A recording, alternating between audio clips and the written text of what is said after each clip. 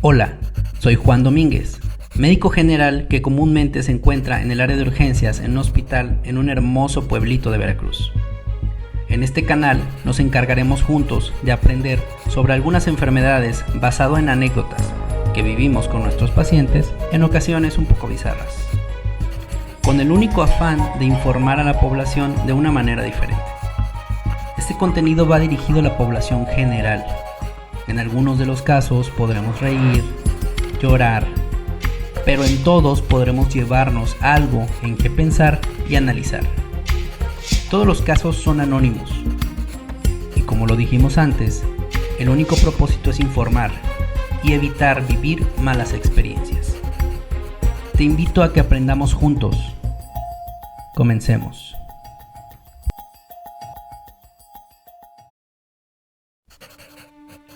El primer caso que tendremos es para concientizarnos de la importancia de la comunicación y la confianza en una familia.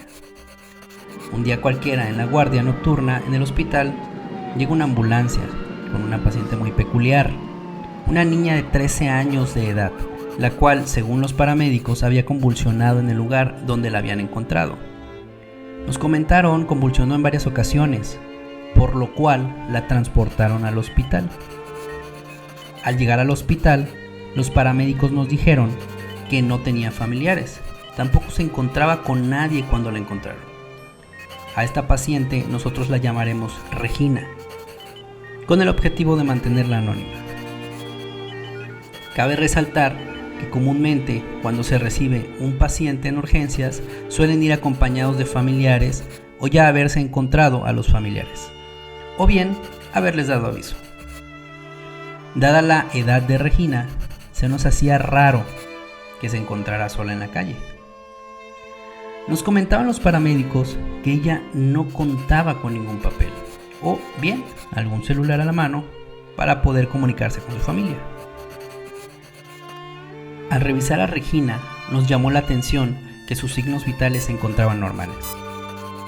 Incluso cuando la empezamos a revisar, notamos que ella se encontraba consciente, solo que no quería abrir los ojos y tampoco quería hablar. Esta situación nos llamó la atención a mí, a mi compañera médica de guardia y a la enfermera, por lo cual tratamos de persuadir a Regina para que hablara o nos dijera algo, pero no conseguimos nada hasta ese momento. Continuamos hablando con los paramédicos sobre ella y las condiciones en las que la habían encontrado. De un momento a otro, Regina abrió los ojos, pero solo veía hacia la pared y se le escurrían las lágrimas. La pasamos a una camilla del hospital y empezamos a platicar con ella, tratando de que entrara en confianza, ya que se notaba muy nerviosa y con mucho miedo. Ese día había llovido mucho, por lo tanto ella, al haberla encontrado en el pavimento, se encontraba empapada y la notábamos con demasiado frío. La enfermera le pregunta si sentía frío y ella responde que sí, que tenía mucho frío. Por lo cual le dijimos que la cambiaríamos de ropa y le pondríamos una bata para sentirse más a gusto y poderle ingresar al área de hospitalización.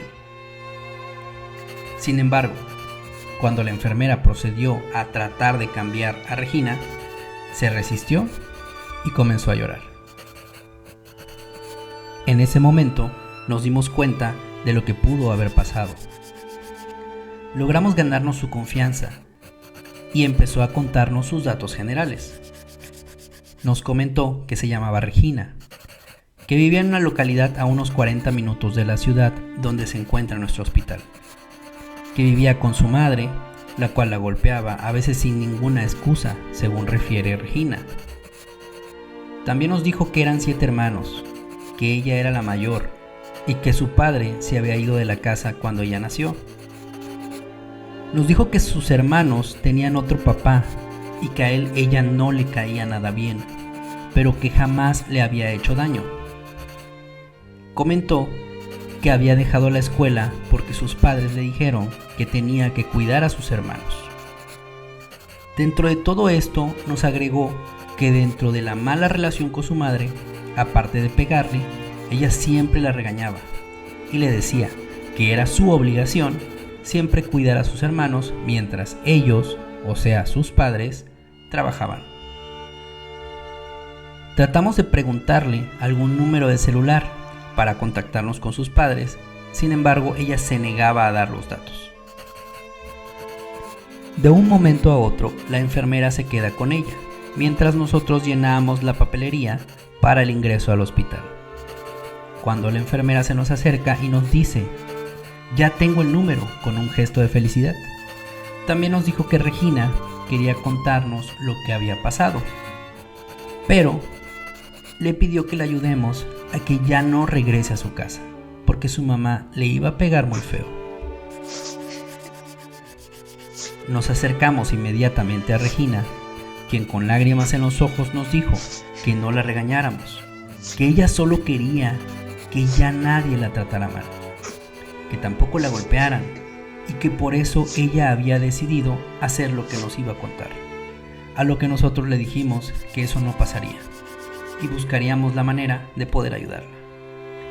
Entonces fue cuando Regina nos empezó a contar su triste historia. Nos dijo que ella había conocido a una persona por Facebook, a la cual llamaremos Carlos. Carlos, según Regina, vivía en un pueblo muy cercano al de ella. Sin embargo, jamás lo había visto en persona. Menciona que empezaron a platicar muy seguido. Nos dijo que Carlos le contó que tenía 21 años, que él vivía solo, que sus papás vivían en la Ciudad de México y que él estaba en esa ciudad por cuestiones de trabajo.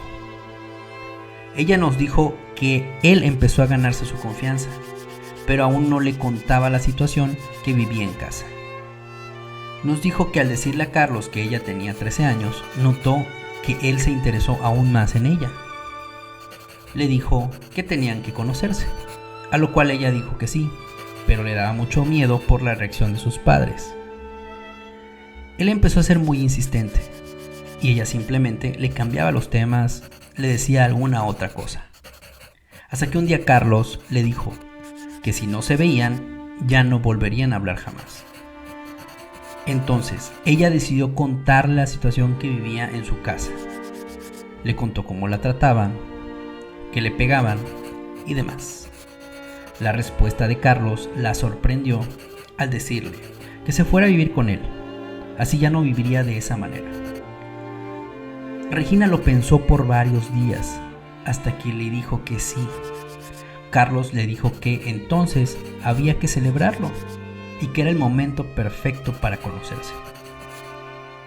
Se citaron en un pueblo que se encuentra a 40 minutos de la casa de Regina, el mismo pueblo donde se encuentra el hospital donde trabajamos. Refiere que la citó en un centro comercial. Al llegar, la trató de una manera muy amable. En todo momento, él la hizo sentir muy importante. Esta frase nos pareció muy relevante, dada la situación de desinterés y violencia que ella vivía en su casa. Regina se sentía bien, pero al mismo tiempo preocupada, ya que al escaparse, dejó a sus hermanitos solos. Carlos le dijo que fuera a un motel a platicar y celebrar que vivirían juntos, a lo que ella se negó. Pero ante la insistencia del chico, ella terminó cediendo. Al llegar al motel, Carlos pidió unas cervezas y le preguntó a Regina si ella había tomado antes alcohol, y ella respondió que sí. Sin embargo, Regina jamás había consumido alcohol. Solo dijo para no verse mal ante Carlos y que las cosas se pusieran incómodas. Comenzaron a consumir alcohol.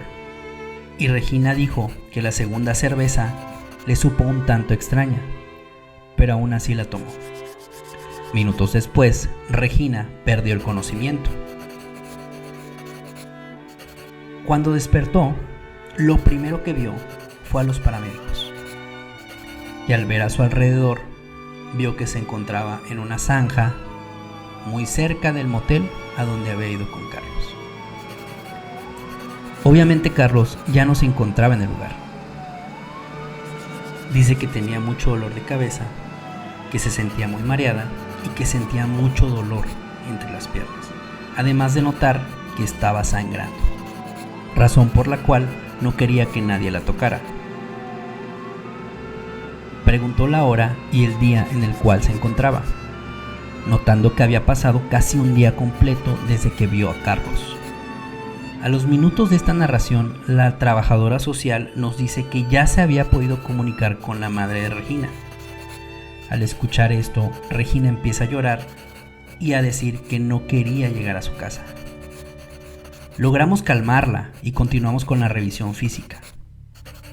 Durante la revisión, lamentablemente, nos dimos cuenta que le dieron sustancias para dormirla y así poder abusar de ella. Nos comunicamos inmediatamente con las autoridades pertinentes para el caso de Regina, obviamente para corroborar cada dato que dio cuando hablamos con ella por la gravedad de su situación. Al pasar más o menos una hora, ya con Regina mucho más tranquila, llegó su mamá, a la cual notamos demasiado tranquila.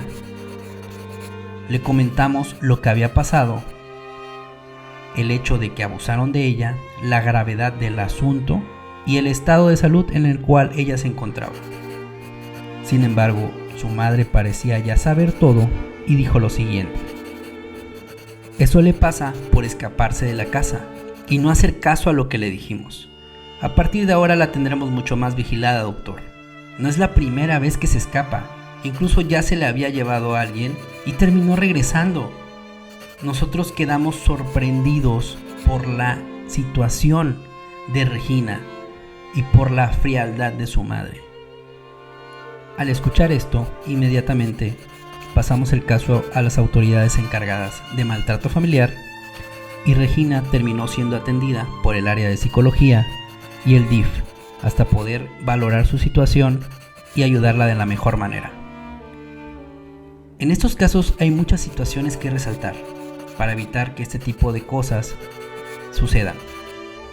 Desde la poca empatía de la madre de Regina, la violencia que ella vivía en su casa, la falta de interés ante el futuro de Regina y la calidad de vida de ella y de sus hermanos. Es importante, si queremos ser padres, tener la conciencia de saber si podremos darle una buena calidad de vida a nuestros hijos, además de darle la atención emocional que requiere un ser humano. Es lamentable la situación de abandono emocional que vive Regina. Hay que recordar que son aún niños, los cuales con el poco interés y poca empatía que tienen a su alrededor, se vuelven personas muy vulnerables y al mismo tiempo muy manipulables, por lo cual corren un gran riesgo de ser agredidos de diferentes formas. Espero esta anécdota nos sirva para crear conciencia sobre la manera en que debemos valorar los vínculos que tenemos con nuestros seres queridos y de la importancia de la confianza con nuestros hijos. Muchas gracias, suscríbete y espera pronto nuevas historias que nos harán llorar, pensar, reír y sobre todo aprender, basado en situaciones reales que no nos gustaría que ustedes repitieran.